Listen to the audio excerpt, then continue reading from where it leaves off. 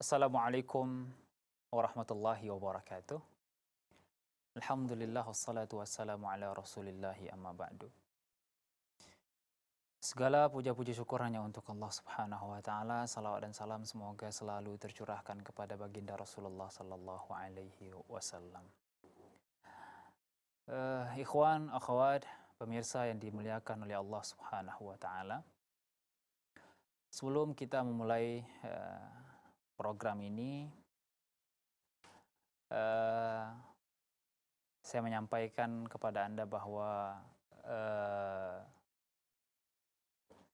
kita di sini adalah posisinya menggantikan pemateri acara ini, yaitu Ustadz Imran Saleh.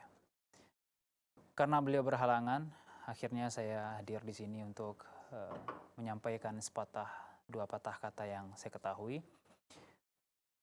Dan kita berdoa kepada Allah Subhanahu wa taala, semoga Allah berikan keluasan dan juga kelapangan untuk kesulitan-kesulitan yang dihadapi Ustadz Imran Saleh, sehingga beliau bisa istiqomah untuk memberikan pelajaran untuk kita semua tentang mensucikan hati dan jiwa kita untuk terus dapat patuh kepada Allah Subhanahu wa taala.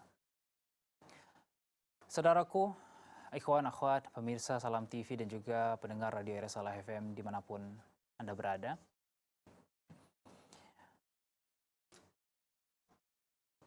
Sering sekali kita menyaksikan hal-hal negatif dalam kehidupan kita, terlebih di era digital saat sekarang ini.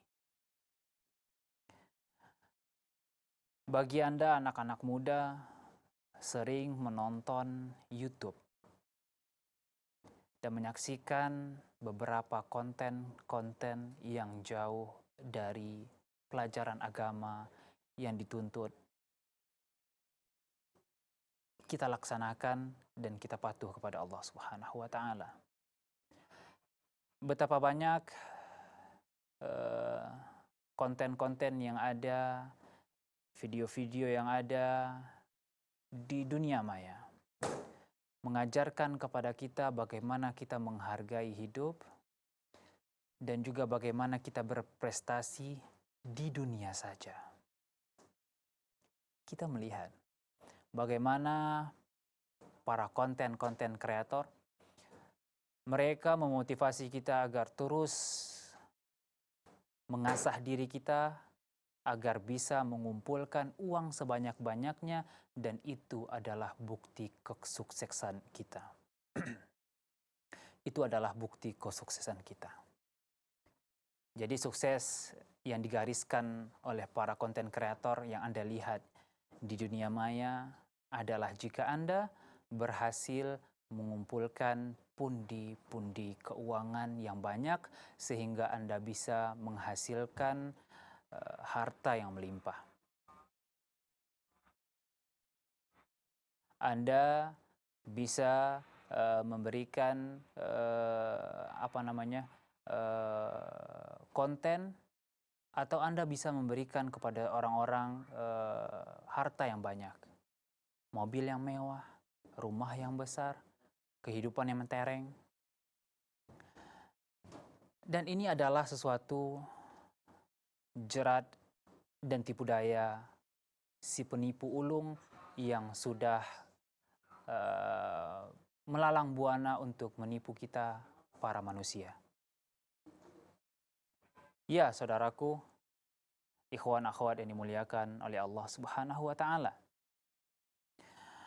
Oleh karena itu, kita selalu mengingatkan diri kita, mengingatkan keluarga kita, agar kita kembali kepada Allah Subhanahu wa taala, dan yang kita lakukan adalah perbuatan dosa dan kita meminta ampun dan bertaubat kepada Allah Subhanahu wa taala. Saudaraku,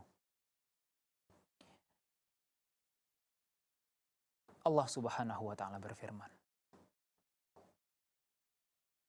"Afa amina ahlul qura an ya'tiyahum ba'suna bayatan wa hum naimun?" Apakah merasa aman suatu kaum dalam sebuah negeri akan kedatangan malapetaka dan juga azab dari Allah Subhanahu wa taala di malam hari ketika mereka dalam keadaan tertidur pulas. Awa amina ahlul qura. Dan apakah mereka pantas untuk merasa aman? An ya'tiyahum ba'suna duha. Datang kepada mereka malapetaka atau azab dari Allah Subhanahu wa taala di pagi hari. Wahum yal'abun. Dan mereka sedang bersenda gurau dan bermain.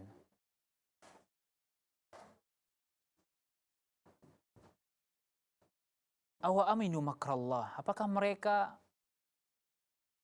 tenang, merasa aman dari makar atau azab Allah Subhanahu wa taala? Saudaraku yang kucintai karena Allah Subhanahu wa taala. Betapa banyak orang-orang yang mereka cita-citanya bukanlah akhirat. Bahkan di dalam doa mereka menginginkan kehidupan dunia saja. Ada sebuah cerita menarik ketika seorang sahabat, maksudnya teman saya, ketika mendapatkan air Zam-Zam, meminumnya, kemudian dia berdoa hanya untuk kehidupan dunia saja dan tidak memikirkan akhirat. Apakah itu salah? Tentu tidak sepenuhnya salah.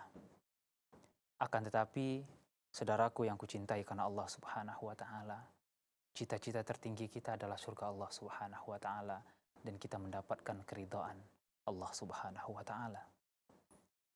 Betapa banyak dosa-dosa yang sudah kita lakukan, tidak terhitung lagi.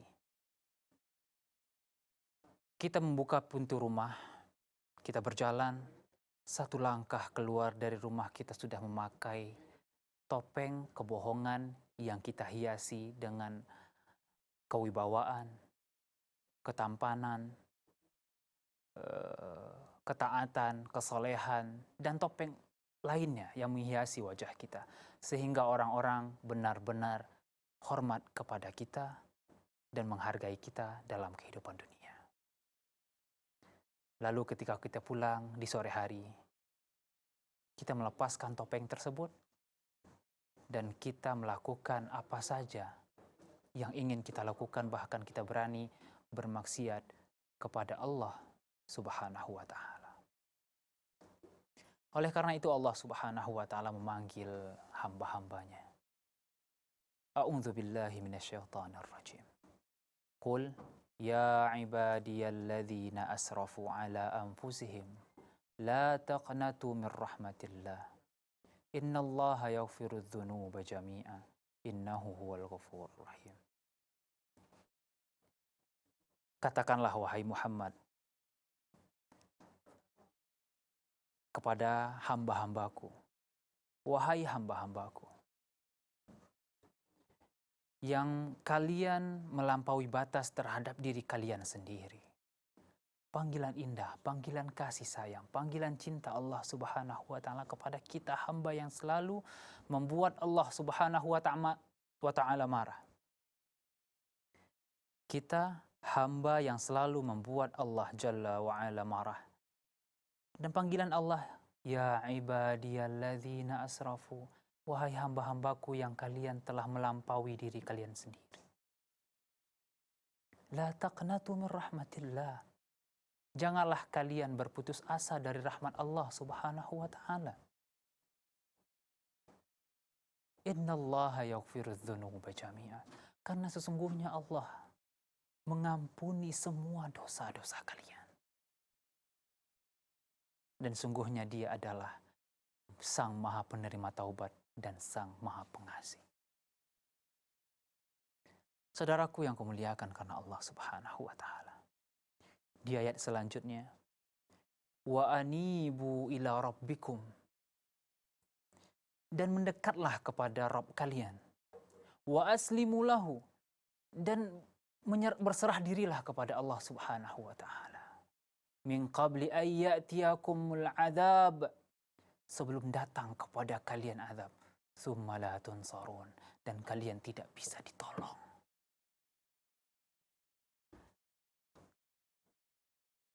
Ketika trompet kedua ditiup oleh malaikat Israfil, kemudian Allah menghidupkan kembali manusia-manusia yang sudah diwafatkan, semua makhluk hidup. Kemudian kita menunggu dalam ketidakpastian, apakah kita masuk ke dalam orang-orang yang beruntung atau orang-orang yang malah jatuh ke dalam jurang neraka jahanam. Di saat itu Allah Subhanahu wa taala mendekatkan matahari kepada hamba-hambanya di padang mahsyar. Sehingga dikatakan bahwa keringat mereka bahkan ada yang membanjiri seluruh tubuh mereka.